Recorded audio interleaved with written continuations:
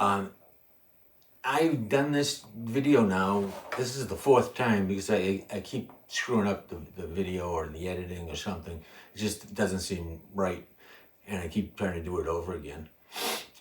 For those of you that are new, that guitar playing at the beginning of the video is something I do every 6 months. I've been doing that for 4 years now. This is the 8th.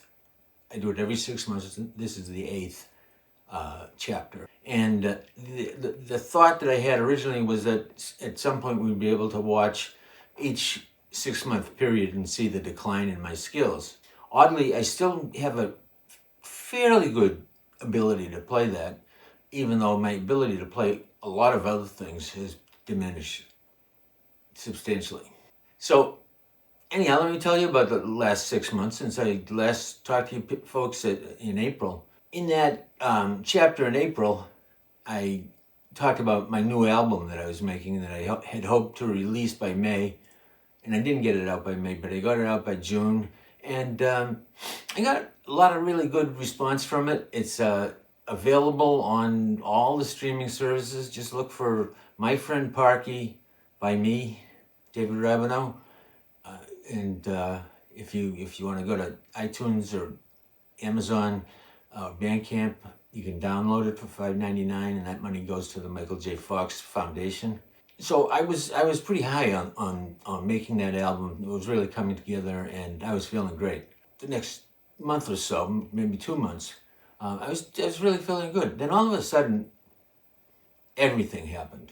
In the course of a month, I had 3 serious neurological problems that I never had before. That's not exactly true.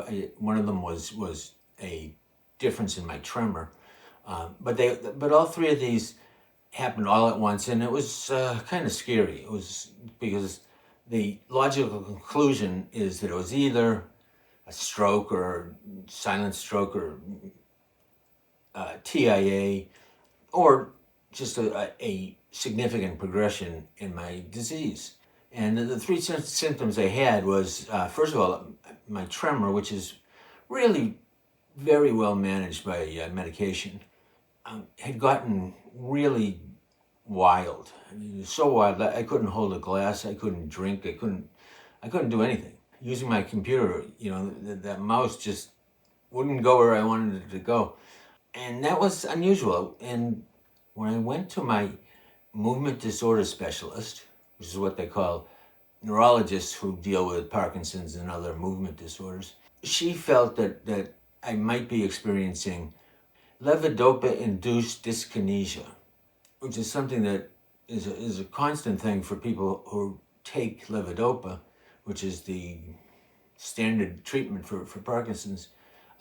You can only take it for so long. Eventually, as you build up the dosages, eventually it creates this dyskinesia, which is just kind of like a involuntary movements with kind of a slow, funny movement. You'll see a lot of people knocking their heads back and forth and moving their arms, and so something you don't want, and it's avoidable as long as you catch it in time. So we thought it was LID, but I backed off the meds, and I didn't think that was the case. Backing off the meds didn't change anything, and I really felt like this was something different. And I was looking on YouTube and all the other things, and it sure looked a lot like an essential tremor to me. That 20% of the people in the country eventually will have.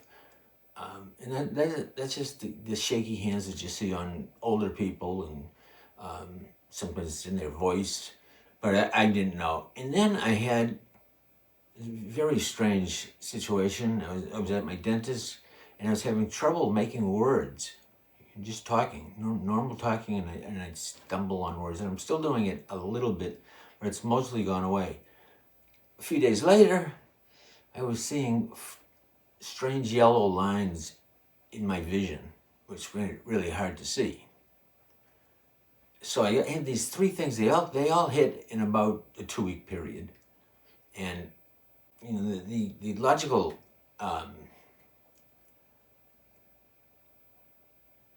the logical conclusion is that I either had a stroke or mini stroke or maybe some other brain disorder, or it was a major progression of Parkinson's. None of them were very happy. I went to the emergency room twice, first with the speaking issue, and second with the vision issue. At that point, I was pretty determined that my tremor was an essential tremor. So the three things happening all at once turn out to be pretty much a coincidence. And I didn't think it would be possible, but what it is, my essential tremor, it is an essential tremor. I'm taking a medication now for it, and it's helping a little. And if I can't find a treatment medication treatment, there is a procedure that they do for essential tremor. It's a focused ultrasound, where they shoot ultrasound at your brain for 2 hours in an MRI tank, and that has a very high success rate. Now, in my eyes, turns out, were cataracts. I knew that I had them, but my ophthalmologist from the glasses store told me that I wouldn't have to worry about them for another 2 or 3 years. Well, apparently I do need to worry about them, because my vision had gone to 20/80, which is really, really bad. So I have laser. I have cataract surgery scheduled for January.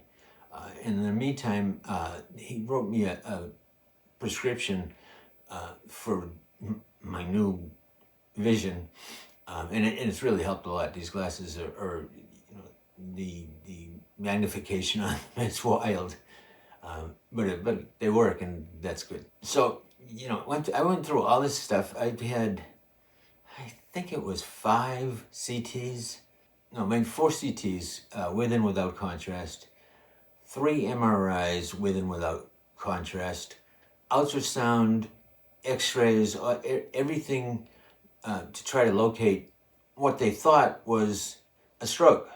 But none of the tests showed any evidence of any kind of stroke. And I'm not really a candidate. I have very little narrowing of my carotid artery, which is sometimes a problem. My cholesterol is very low. My blood pressure is typically fairly low. And I'm just not a typical stroke candidate, although I certainly could have one. But I'm pretty sure these were not strokes. These were just something that happened, and they happened all at once. So it made it really pretty shitty.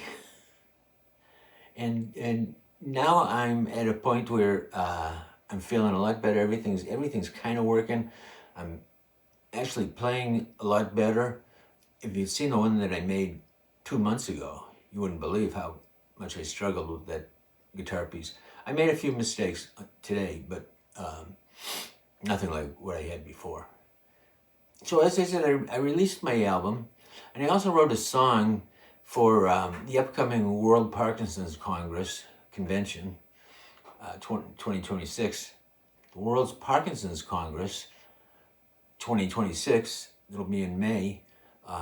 They had a song contest, and I wrote a song for that, and I think it's really good. I'm going to put it at the end of this video, and you can watch it and see what you think. I'd love to hear some feedback on it. It's kind of a funny story.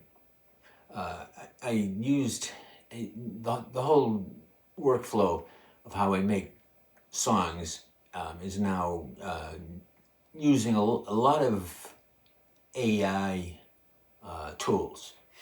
And one of the tools that I use is singing, because I really can't sing. The voice that you hear is supposed to be me, although I took me and I modified it significantly because I like the way it sounded better.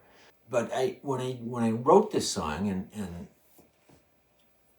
again, I don't want to get too far into the weeds here, I created a backing track for it. And I was trying to kind of go for a Bruce Springsteen kind of feel. Well, Suno must have caught my vibe, and instead of putting my voice in there, they put Bruce Springsteen's, and it's really hard to say that that's not stolen from something. And I tried to change the what they call persona. My voice altered the way I like it. It's called a persona, and I have several persona. And no matter which persona I used, it still came out Bruce Springsteen. And that's AI's not quite there yet, but they're getting very good. And that's another whole subject. Anyhow, I'm glad you watched. Come back again and listen to this song if you like.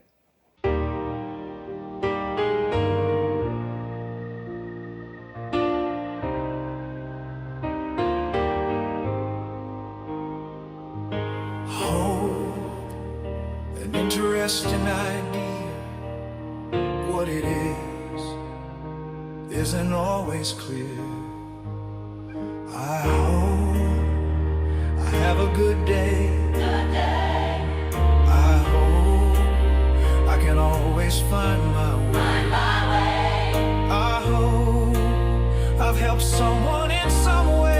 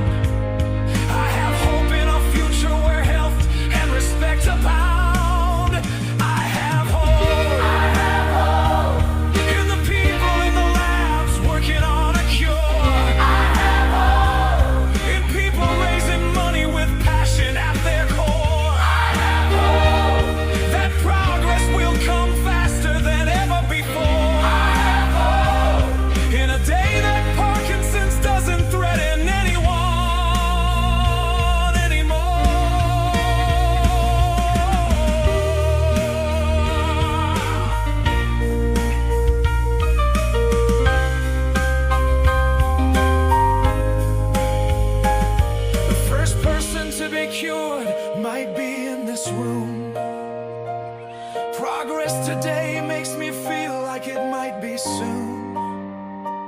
They say our destinies are connected by a common red thread. Maybe that thread is what's driving